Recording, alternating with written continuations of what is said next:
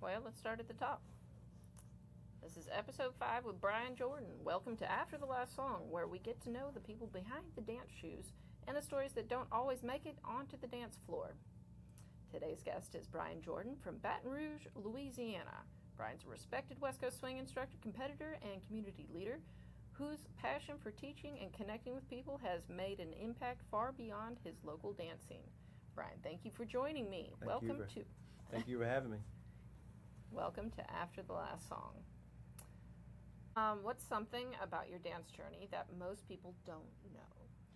My dance journey started as a young kid, I think, whenever I was like 13 years old and became a champion skater. I used to skate. Skating. So I was a quad skater, and that became, from 14 to 18 years old, before I got into like even dancing at all, I was involved in all that. But I think that journey came from a lot to do with my parents. Okay. Because my parents were big dancers, and my dad was a non-drinker, but he would go and dance, and he had to dance with all the ladies in the room before he could go home. And he would always tell me how, you can have fun without being drunk or, and all this. And it was just, I had 4 older sisters, and we all used to dance, and they would bring us to different places, and they had a band and a restaurant, and my parents were big dancers. That's a lot of fun. Yeah. So it's kind of in my system. Okay. I guess, Okay. I can appreciate that. Mm-hmm. Was there ever a point where you questioned whether you'd continue dancing? Yes. I remember taking my first group class of West Coast Swing, and coming from my jitterbug days, because when I got in when I was 20 years old, I started dancing. I was in the bars, and we would see people come in with their little dance shoes, and then they would, we were like, oh, what are those people? Oh, those are the dance shoe people. We would always like, oh, they're and it was always a little bit of a joke, and then we would kind of pick on it, which, it was an inside joke. And so going into my first dance class, here it was, and they're teaching patterns, and I think it was like my first pattern was a flip-flop. They called it a flip-flop pattern, and I couldn't do it. So I decided I'm gonna walk away from this. I can't do this dance. And I felt like it was too hard. And then about a month later, I came back to it, and I said, I think I can just skip over that and go to something else, and maybe I can find somewhere that I can adapt this dance into what I already know how to do. So it was a transition from, bar dancing like jitterbug, and then going into something that was more, more structured. Okay. Okay. So. What's one experience that completely changed the way that you look at dance? So moving on to the music. When you hear a new song, what are you listening for? I'm listening for the changes in the song, speed of the song, the character of the song, the character that maybe that I can fall into with the song, not always just really like a downbeat, or anything that it comes from, but what the song is saying, because I believe every dance has a story, and I believe that the dancers are creating that story with the music. That's pretty cool. Has your taste in music changed because of dancing? It absolutely has. I come from blues. I grew up dancing blues music, and liked it and loved it. And when I came into this dance in the 90s, or mid to early 90s, or 93, 94 era, it was the Brenton Kalisz Key Day, and that shaggy, the shag kind of swag, that music was very popular, and that's all I thought that it was. I didn't know it was really anything else, because it's not like we were dancing to 90s music that was on the radio a whole lot. So, so it was all they had. So that was all I knew. But then over the years, it's changed and over to where I've gotten into other music styles, and I think that the dance has changed in a great way to be much more has more variety. Yeah. See, I would have thought that you would have gotten into a little bit of Zydeco or something like that. No, I don't care for them. You don't care for that? No, I never really did. I never really did that. I mean, my local dance and where it comes from, kind of go back with that, was I chose to not. My local dance called Swamp Pot Dance. So it's a variation of jitterbug or East Coast swing. So it's a bar dance that where I come from, where we would, and that's kind of where my parents came from, because as a kid, we had a boat and we would go to hit all the river bars, and that kind of style of music played out there in the river, and it had bars along the river. So you would go and stop and then dance there and get in the boat and go dance somewhere else and then go dance to another bar, and it was called swamp pop music. And it has horns in it. So if you ever listen to Tower Power music, it's very similar to Tower Power music. Okay. So anything that has horns in it, and it's like East Coast swing jitterbug, is shaggy kind of, not like shag music, a little bit with horns if you think about it. That's where I came from with that, you know. That sounds like a lot of fun. It was a lot of fun. It was a lot of fun. It's a good way to grow up. Yeah, yeah. So what makes a song unforgettable for West Coast Swing? A song unforgettable to me is it has a lot to do with who I'm dancing with. Those great moments at late night dancing are always so memorable, to where you have a stranger that asks you to dance, or you ask somebody to dance that maybe you've never known before, never know who their name is, and then the song comes on and you have that magic moment at 2 o'clock in the morning. It just feels like everything was so perfect in that dance, and that reminds me of that song, and I remember that dance with that person that I had, because they made that memory. And it was a magic moment. I can remember it even today, from 15, 20 years ago. I can remember a certain song that I danced with a certain person, and I may not even remember seeing that person ever again, but I remember that song because I had that dance with that person. It was an awesome experience. That is pretty cool. Yeah. So we're moving into another section, the teaching connection. What's the first lesson you hope every student learns? The first lesson that the student learns, how they can walk into a place and have confidence onto the dance floor, and either ask somebody to dance or somebody to say, yes, I will dance, without any type of awkwardness or feeling to where I can get out there and I can do that. I think that's one of the best things, because it's not really all about competing. It's not about getting out there and competing, but it's getting out there and trying to create that magic moment, like what I just said, that you have that memorable moment that remembers that song. Yeah. So it kind of comes back into that a little bit. So, you know, that person should have the confidence to be able to get out there and do it, regardless if they mess up or not. Yeah, I feel you. Yeah. Have your teaching priorities changed over the years? Yes, it has. I feel that my priorities are higher in what I want my students to dance, and you know, I want them, definitely the ones who compete, I want them to know that competing is different than this social dancing, and there are things that they need to understand, that you know, social dancing could be fun, but it's not always what it needs to be shown on the competitive floor. So that needs to be, the standard needs to be higher for those people who want that out of their dance, you know. So, but they have to start from the bottom and work their way up. So the foundation is important in what they do. So I find that creating a good foundation, you can't build a house on a bad foundation. Amen. So you have to create that foundation early on. I believe that too.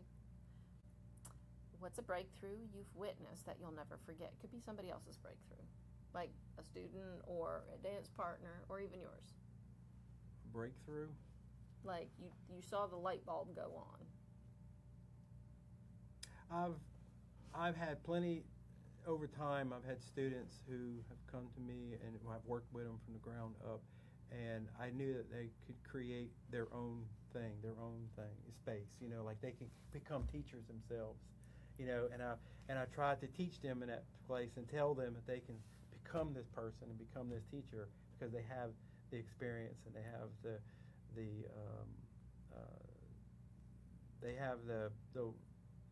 want to do it, and I can see that light bulb go off. When it goes off, I think it means a lot to me to make that happen.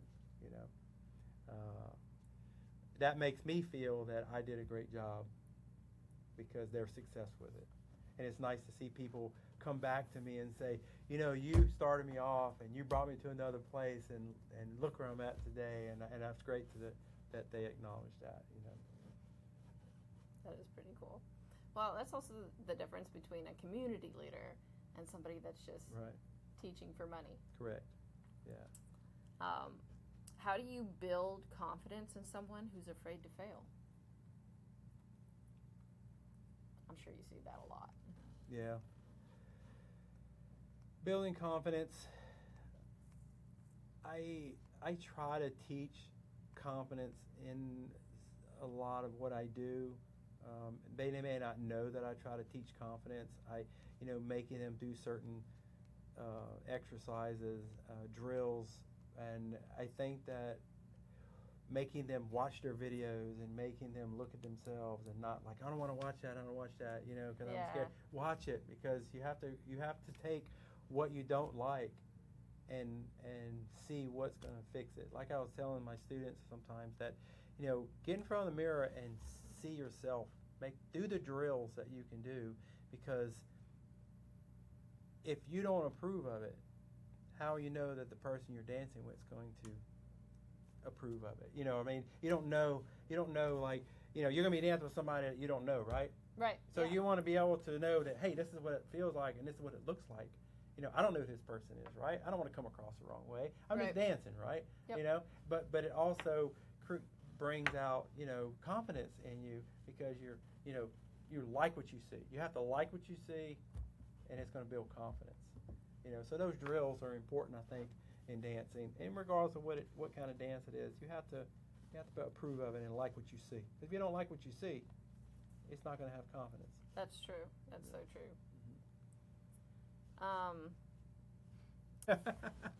So community through connection. What makes people stay in a community long after they're beginners? It's a social thing. You have to have that connection. Like, for instance, as an example, I've had friends who I know that I grew up with who had nothing to do with dancing but me as, like, say, high school, going back from high school or in some other way of connection. And you could try to, like, bring them in the dance, and it's different than having to find somebody that wants to learn how to dance and then bring them into a community, and then they meet their people in their group.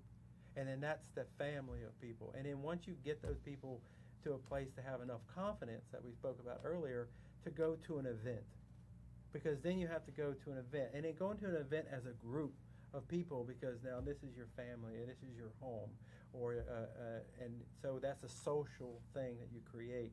Like in the day we used to go to Dallas Dance, we used to charter a 25-passenger bus, and then we would all go in this bus to the event together, and we would all come home in this bus together, and it was that big social thing. And that's what other people like to see. I think new people who come in to the community and see that, well, then they want part of that.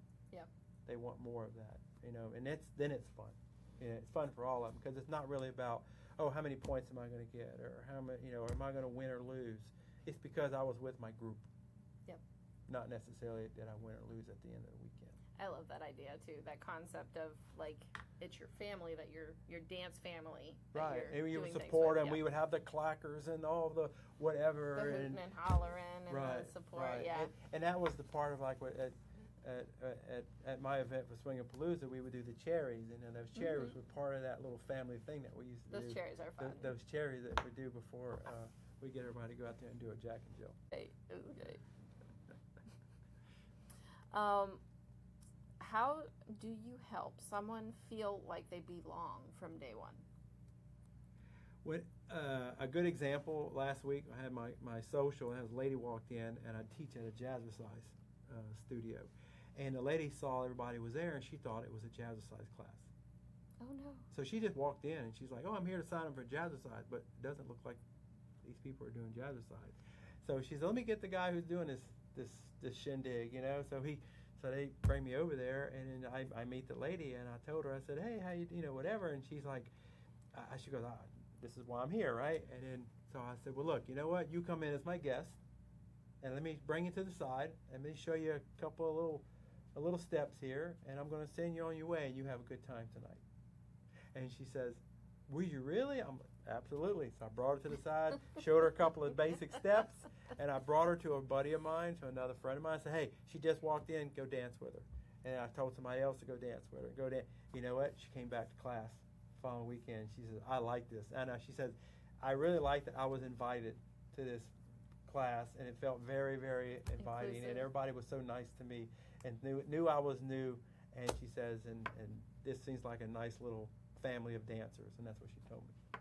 That's awesome.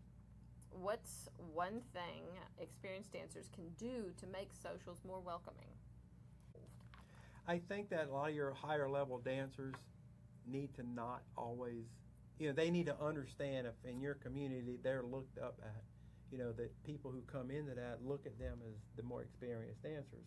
So if those guys just sit there and dance with each other because they having a good time dancing with each other, and that's understandable, but they should also mingle and get those other people on the floor and dance as well. And as a whole, I believe that's how you can build a really stronger dance community, because it's your stronger dancers who are going to help those weaker dancers to get more stronger dancers.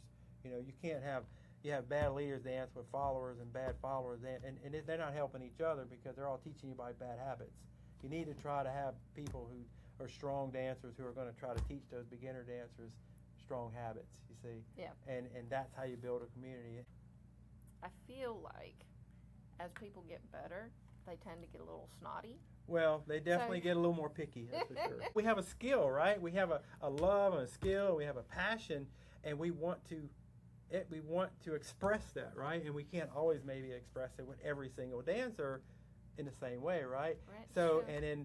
and I think that's where that comes in at. And then, yes, we do get picky, we get better at this. We're the most pickiest people when it comes to that, because we want a good dance floor, we want good air conditioning, and we want yes. we want good. We look at the DJs and like, what kind of song is that? And then we start like looking at the DJ and say, what is that? Well, because we're spoiled.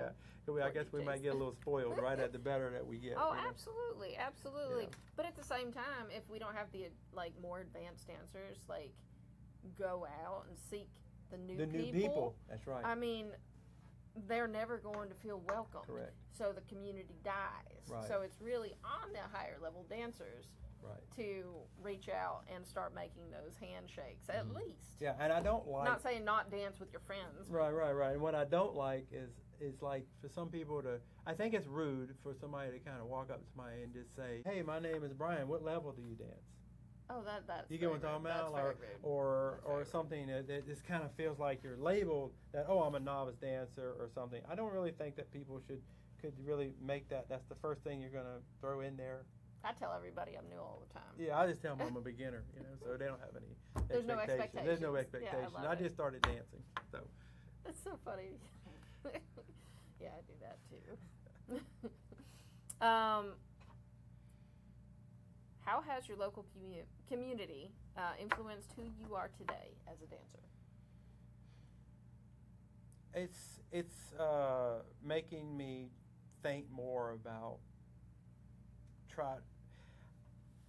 I want to be better in my dancing in lots of different ways. I want to be a better judge. There's lots of things I want to be better at, but my community helps me try to be that way, because whatever it is that I can bring back to my community, I can share with them.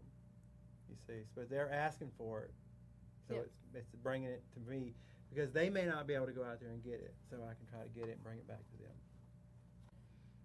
So a little bit about your background. Not about dancing. Not about dancing. What's something that always has made you laugh? I think I'm kind of goofy, and people who don't know me or get to know me, I'm kind of goofy with certain things, and a little off the hook in some ways, and once I get closer to somebody, they can realize that I can be a little more open with them, and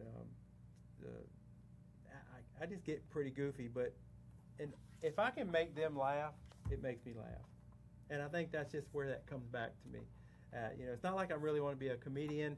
I might say certain things that kind of, that make you have to think about it and just laugh about it. But I like to sometimes get a shock value out of what maybe something that I do, and it just makes you laugh, and that just makes you like, oh, you got it. Got it.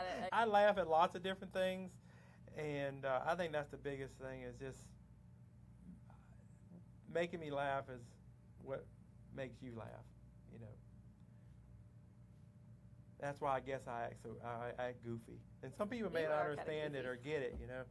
Like, well, he's a goofball. Like, yeah, I'm a goofball sometimes. Yeah, but you're a people person. Yeah, I'm kind of a people person. Mm-hmm.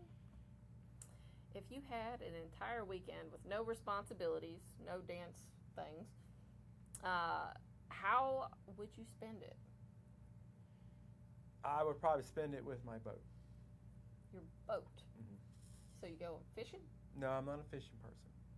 You just like going out on the boat? I have a boat that was my dad's boat that my parents and us as kids would go to all those bars in. Mm-hmm. And I still had the same boat that my dad gave to me. That's pretty cool. And it was a restoration job. It was a restoration between me and my father when I was a kid, and it brought me and my dad together and made us very close.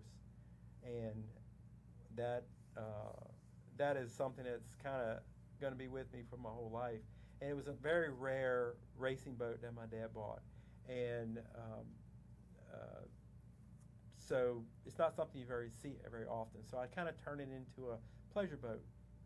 So I enjoy the weekends that I don't do anything and the weather is really nice. I love going back and reenacting and going down to where my parents used to go dance at, and now I get to go down there and enjoy the weekends in the same boat at some of the same places down there like my parents did whenever I was just, a very small child. That's pretty kid. Cool. So it's never going to go away. So that's kind of like a behind-the-scenes kind of passion that I like to do on the weekend is just, hey, I'm going to put the boat in the water and I'm going to enjoy the weekend, Saturday and Sunday, go out and just go. And the boat, is, and it's a fast boat. The boat runs over 100 miles an hour if I wanted to. And it's just but I'm kind of that person. I like power. I used to drag race. I used to do all that kind of stuff. You're a thrill seeker is what it sounds like. Well, I'm about a thrill seeker. I just like things that have power. They go fast? Yeah, I like to go fast if I want to. Doesn't mean I have to, but you can. But if I can, if I want to. Well, that sounds like fun. Who has had the biggest influence on your life outside of dancing? The biggest influence who made me who I am today in a lot of ways is a nun. Just a general nun or a specific one? It was a nun when I was in school. And I'm going to give you a little bit about Bryan Jordan. I grew up with 4 older sisters, and I'm the youngest. And I was in school, and they realized that I had some type of a problem. And they didn't know what it was, and I had failed first grade, and then they had wanted to figure out what was wrong with me, and they realized that I saw everything backwards. So I reversed everything backwards when I would write. And I was a left-handed child. And being at the time I was in the Catholic school, I was going to Catholic school, they convert you to right hand in school. But I had a very bad dyslexic situation going on that they didn't have a name for at the time, and I was being converted to right hand at the same time. So in school, they would tell you that you were only this smart. So I remember going to my parents and, to these evaluations, and they would say, you're only this smart. So this is how smart as your child's ever going to be. So growing up in this is what I thought it was going to be. And I was in Catholic school, and there was a nun there who saw the situation when I was in, and she told me that if I made a deal with her on the first recess, she would sit there and read every test to me and prove to me that I wasn't that person. So I made a deal with her, and I passed. I passed because I realized, she says, you have a problem, and you're seeing things backwards. I don't know what's wrong with you, but we're gonna try to let you know that you're not that person who's that way. She made the most she was the biggest influential person in my life from that point on, because she made me want to be a teacher. She wanted me to be successful. She wanted me to do all, so she changed me from that point on. But the thing is, I was a 13-year-old child that they put me in 5th grade. So you got picked on a lot. All the kids were like, "Oh, what's happened? You're a dummy, you're this and that." So I really have a problem with somebody saying you're stupid, because I heard stupid a lot growing up. And that nun, that sister, her name was Sister Juliana, and she brought me to a place. And I think that's why I'm passionate about teaching people to do things, because she put that in. She instilled that in me as the saying that you're not dumb and you're not stupid. You can be as smart as you want to be. Yeah, I think that's what a lot of us do this for. Is like we like to help people. We like to help people. Yeah. It's not always about the money. It's not always about how much money it is. No, I know. That's great. Thank you for sharing. That was deep. Yeah, it's a little deep. That was deep. What's a passion of yours that has nothing to do with dance? A passion? Passion. Besides boating. Well, I have a passion of my work. I own my own mechanic shop now, and I thought that I could at some point have my own shop, working for somebody for 27 years, learning the business and understanding it, and then having the opportunity to go off and have my own thing was very passionate of trying to be that. And again, it's a confidence thing. That's a lot of work. It's a lot of work trying to build confidence, and it, like you said, it's a lot of work, but it has a payoff, and the payoff is, that you have come so far and actually made that happen, and that's kind of where I'm at right now. I'm happy that I'm in a great place with great people around me. Yeah. Who's made that happen. So a lot of those are my friends, dance friends and not dance friends.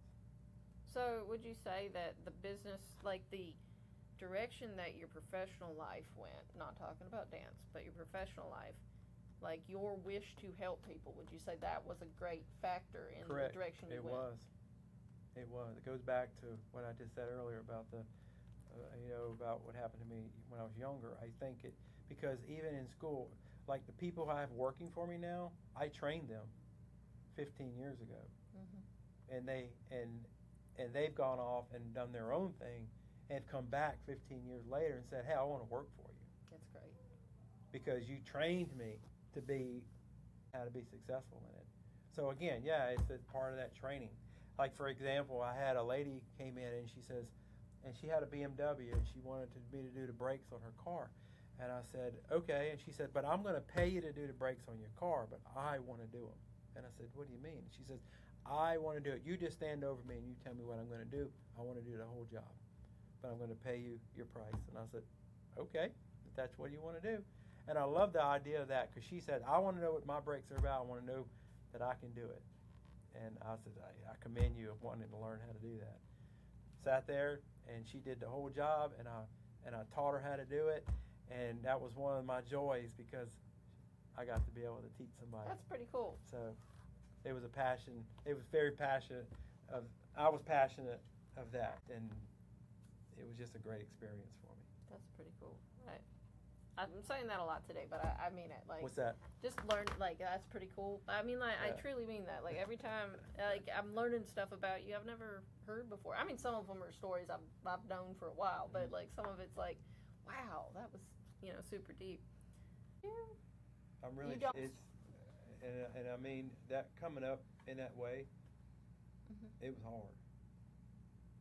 A 13-year-old kid in the 5th grade class, going to school with all that stuff going on, and then your parents just telling you what the doctors are telling you because they didn't know, and then when that movie came out with Forrest Gump, and it said that your son is only this smart, I started crying,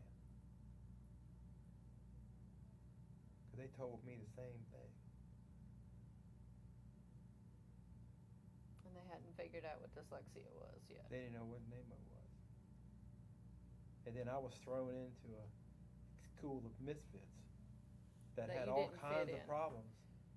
That had kids that had little bitty heads and little bodies, and people couldn't walk, and it was a school of whoever, whatever the problem they have, they're not normal. So we threw. So we were in a class? It was in one of those little T buildings behind the school. So that was the misfit building, they used to call it. So we would come out to lunch, and you were in a line to lunch, and we were in our own group, and everybody would be like, "Oh, look, the misfits are here." That's awful. So that's kind of how I grew up. So how'd you mentally get past that? It's dancing. Dancing. Because what got me into dancing was trying to create a confident space for me, or a safe place where I felt people would not pick on me, or people would be nice to me, and people would welcome you and not have to deal with that. Because that's why I went into racing cars, because I didn't have to. I had just me and my car, and I go to the track. And if my car ran when it ran, and that's all I had to deal with. You know, I didn't deal with other people trying to judge me. Yeah. So being judged is an issue for me in some ways, which is a confidence problem. So dancing helped me.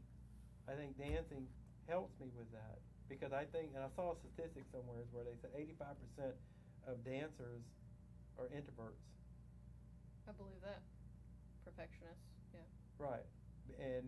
But they're introverts to where they don't really talk to people. Dancing West Coast Swing, you can choose to have a conversation with that person after or not. So it fits in for introverts kind of thing. For me, I use it as a confidence builder.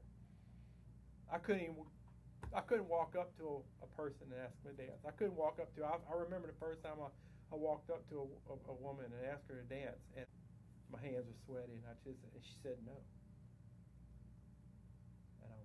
And I was devastated, because I built all that up, and I got turned down, and I was just like, but I kept going. I said, I'm not gonna let that beat me up. And then, so that's why I said, I really am kind of a shy person inside, and I do always I have to really be that confident to know that, or I just don't really give a shit. I don't really care. I got a funny story for you. Well, it's not funny, but one I think that you'll appreciate. So I was going through a divorce, and I had, it wasn't exactly a great situation, but I started dancing, and the guy realized, the owner of the studio, that I knew kind of what I was doing, so I started teaching for him. And West Coast Swing was what we did when everybody was off of work. We'd do it at a bar. But I was the new kid on the block, so I'd hide behind the bar with the bartender, because I didn't know everybody like everybody else knew everybody. Mm-hmm. And there was these two older gentlemen, Steve, the man in black, and Mike Brown, who spoke like a dozen languages. Mm-hmm. And they come back there and be like, you need to come out and dance. And it's okay to be here. I don't know why. I just got in my head. I just couldn't, it's like I wanted to be around people, but I didn't trust people. It was a weird headspace to be in. Mm-hmm. But they made me feel very welcomed, and I've been back ever since. Yeah, you see, that's all it takes is a few people to make you feel, open that door for you. It doesn't take a whole lot, just a little bit, make you feel that, you want to come back. Yeah, because everybody's got something they're going through. There's a reason why everybody walks through that door and wants to dance. Correct. They just don't wake up dancing. No, nobody does. There's always something that brings them to it. Yeah. Like divorce, or getting married, or turning a page in life. I had one guy tell me he wanted to learn how to dance. It was on his bucket list, and he had 8 months to live. So he had 1 year to live. He had 1 year, and he thinks that his physical part of him was not going to be able to dance toward the end of it, but it was on his bucket list. He wanted to learn how to dance. So he came and took privates and came to class for probably 8 months, and he learned how to dance in 8 months. and he told me one night he says, I want to thank you for making that happen for me. I never saw him again.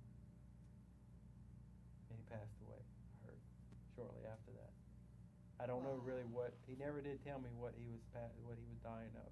It could have been cancer or something else, but it definitely, he knew exactly he only had a certain lifetime left. That's really deep. But he wanted to spend his time learning how to dance. But he wanted to spend his time. Yeah. Learn how to dance with me. And that's what makes me keep going. Those are the things that keep going. Yeah. Those real experiences and connections. I pulled somebody off the dance floor a couple of events ago. On the way over here, I got a message from the guy. Didn't know who he was. It was just something in the ballroom. I've judged him several times. I'd like to see him do better. I just pulled him over the side and said, look, I judged you. I like to see this and this and this better. I need to see more committed footwork. I see you're lazy. I can't judge you with lazy footwork. I can't see you not. I need to see that you're putting more into it. You know, the more you put into it, the more you're going to be able to get out of it. You know, and I gave him some ideas about it. Well, that's been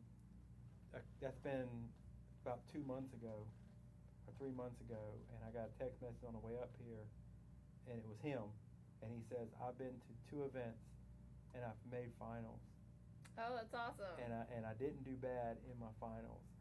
And my home teacher told me that I was looking good, making more committed footwork and doing everything. And now I'm proud enough to say that I can wear white shoes now and not feel weird. Because of white shoes. He said, yeah. I didn't want to wear white shoes. I didn't want to have attention to my footwork. Yeah. So now I feel like I put those white shoes on out there, and I went out there with confidence. And I wanted to thank you for pulling me to the side. And you didn't ask for anything, but you just gave me some advice because you judged me. You helped him to not be so downtrodden about the experience. That's amazing. That's what makes me keep going. So on the way over here, I had a smile on my face. And why did I have a smile on my face? Was because it helped somebody. It helped somebody.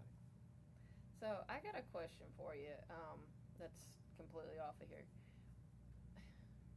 So you becoming a social dancer and a teacher and all of that makes sense. What in the world brought you into competition? In my mind right now, that sounds like something you would try and stay away from with your experiences. With all the judging and like that.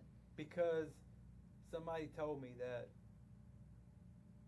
you want to try to conquer your fears. You want to try to, don't let your fears run you away. You want to try to take control of them, and it's your weak point, right?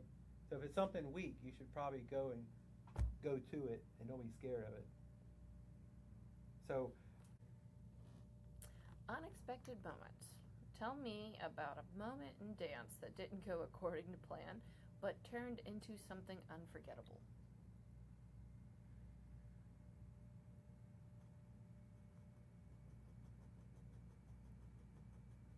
You can also say next.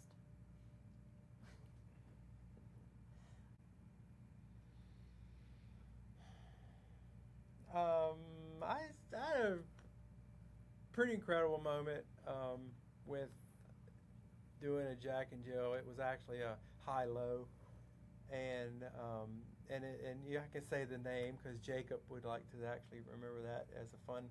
Jacob, who lives in Dallas, who is a country swing teacher now, and he's also all-star. And whenever he first came up in his dance, we used to do Pro-Am Jam over in Dallas. A long story on it. That's okay. What excites you about the next generation of dancers? I'm excited to know about how far it can go with creativity, and this dance to me is a living dance because it follows music trend of how the styles of music will come into it, and it's curious to see how a new generation will take that dance and take the dance and let it and insert it into that kind of music. It doesn't always have to be just swing music. And that's where my genre of music has changed over the years, because I think it's interesting how you can do a same dance or an old dance that comes back from way back, and it's been put together in new songs and be creative with it. So the newer generation are able to do that, maybe because sometimes we get stuck in our ways and we don't look at it the same way, and I think they just look at it differently. They have some new ideas, maybe not always a better idea, but a different idea. It may fit better. So occasionally I'll hear like an intro or something, and I'm like, oh, I know that song, and then it's like, it's not that song. Right. So as being a judge and to be a better judge, I have kind of an open mind with watching these younger generation dancers come up with new ideas and say, wow, that impressed me. I never thought that it would work that way, and it did. And that's how I get impressed. Doing it with the timing or it just happening. I didn't even realize it was going to happen, and just being that creative. That's pretty. So cool. It's exciting to see, those things happen. Oh, absolutely. What's the best piece of advice you've ever received? I've had lots of different advice from people, but one that always sticks out was always about whenever you dance with somebody, I was told that always try to give them your best dance, their best dance, and not your best dance. And I didn't quite understand that at the moment, but for them to have the best dance they can have, I don't have to try to impress them with everything that I know. And then another saying was that, always use your patterns to find your dance. And that didn't make a lot of sense with me either. But it was that don't always let the patterns be just the dance, that there's more to it, but use the patterns to reach the dance that you're looking for. So these are all things that stick out of my mind that didn't know what they meant at the time, but as I went on, I was like, that's what he meant. Okay. Yeah. That stuck with you, made you the dancer you are. Yeah, it stuck with me to know that. Yeah. Yeah, it's an important thing. What's one moment that reminded you of why you continue to do this? You do a lot in the community. I try to do a lot in the community, but what makes me keep moving is whenever I get that message that I made a difference in their dance, and it showed in some kind of way or another. Like for instance, on the way over here, I had a message from somebody that I pulled off to the side at late night dancing that I had judged that weekend, and I wanted to give them a little piece of advice about what I would like to see better in their dance, and I thought it could make it better as a leader. And I explained to them and pulled them to the side. Didn't really give them a lesson. I just gave them and said, hey, I think that if this happens, I like to see this as a judge. I think it would be better for you. Yeah. And then they messaged me on the way over here and told me that they made their finals and didn't do bad in their finals, and it put a smile on my face, and it made me feel that this is what it's for. Made me feel like I did what I needed to do. That's an awesome feeling. And I didn't get paid for it. I did it because I thought the guy or the leader can do better, and he did. So it made a difference. That's pretty cool. Has a student ever taught you something? They teach me something all the time. They teach me how to be a better teacher.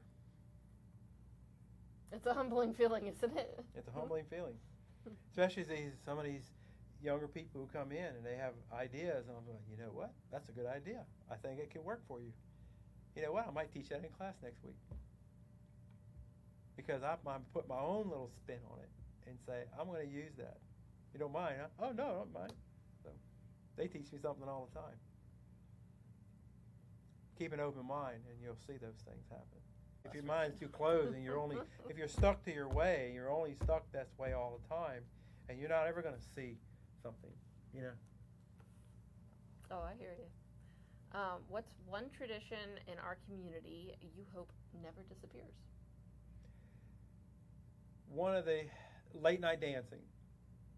I feel that because of the events and the size of events and can get really big and become very kind of cliquish to where you're just a person who's competing in a number, that I find that the competitions really run late a lot of times, because I remember when I come up, we only, by 10 or 11 o'clock, everything was pretty much finished.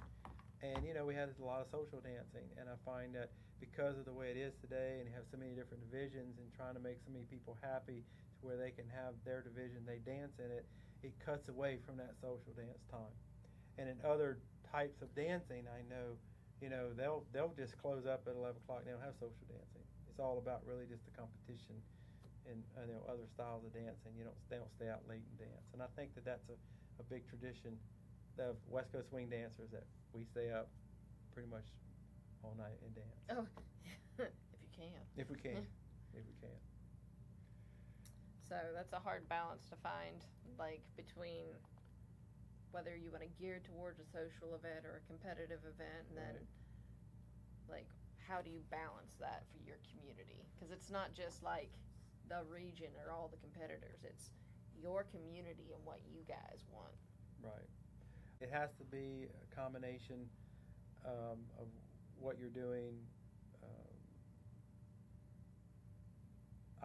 I think that with my event for Swingapalooza, we've always tried to strive to make it a party, and I think it always needs to be a party first before probably a competition, some way or another. It can't always just be a competition. It can just a party. It has to have that social part of it. I know we used to try to have competitions. Well, it was for fun competitions. Fun. But the problem was that our students never wanted to compete against us. So that's why we ended up with 2 divisions and then 3 divisions. 3 divisions and 4 divisions. And then on and on and on, because again, here you go, you're trying to give everybody a chance, right? And a place. I mean, when I came up, there was no points.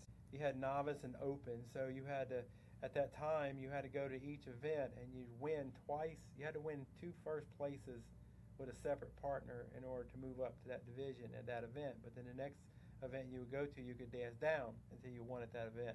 So it was like you had to win at each event in order to move up to each event before they really had, a system that kind of put you in a level, But it was, you had to work for it. So it was only novice and open. So open was everybody.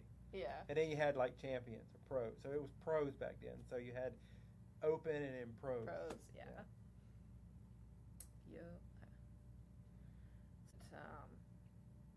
If you could wave a magic wand and improve one thing about partner dancing, what would it be?